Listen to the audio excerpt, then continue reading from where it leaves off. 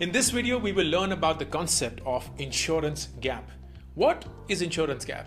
Insurance gap is a country metric which, as the name suggests, is the difference between the optimal insurance cover that a family ought to have based on their income, their expenses, the family size, the age of the members, and the actual insurance cover that exists to cover for these emergencies or these unexpected events. Now, what is the optimal insurance coverage? It's the right amount of insurance coverage that ensures that all exigencies or eventualities can be consumed in the insurance cover that you have. While the actual insurance coverage, as the name suggests, is the actual insurance that the insurer has bought for themselves and their families. Look at it this way.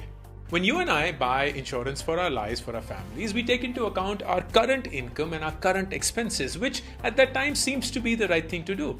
However, what we don't realize is that there will be an insurance gap that will creep in the future. Now, that could be because of several reasons. People often forget to take into account that there are outstanding loans of the insurer.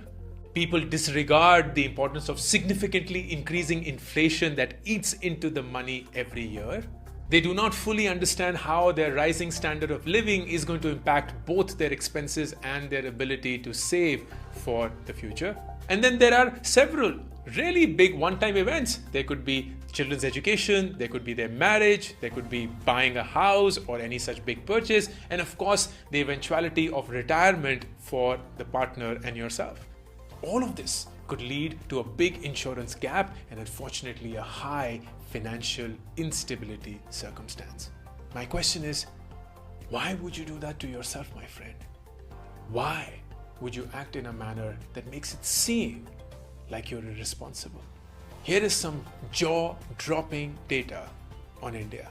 For every 100 rupees that is needed in life insurance for the country, we only have life insurance to the tune of 17 rupees. That's a whopping 83% gap for the country.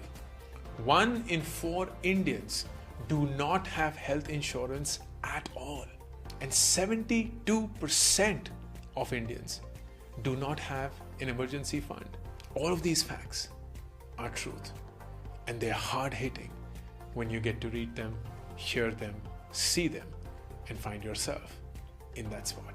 So it begs the question, why is there such a huge gap when we look at the country, how much it has progressed ever since we got independence, and how we are on our way to become a developed country and yet suffer from these metrics? And here's why.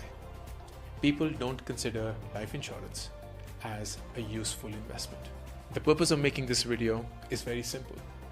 It's to make you aware, which you already are by the way, but to remind you starkly that your life is not unimportant and it should not be devoid of life insurance.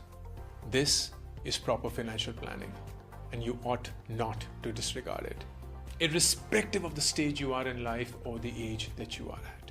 If you're the bread earner of the family, you have aging parents, you have children and a spouse to support, and you have loans on your head, or you certainly want to ensure that there is safety and protection for your family and yourself for the future, then become smart with your life choices.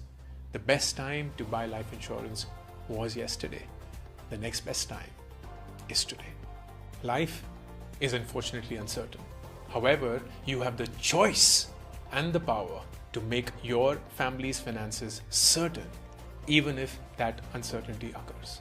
I encourage you to get the right amount of life insurance cover for you and your family today.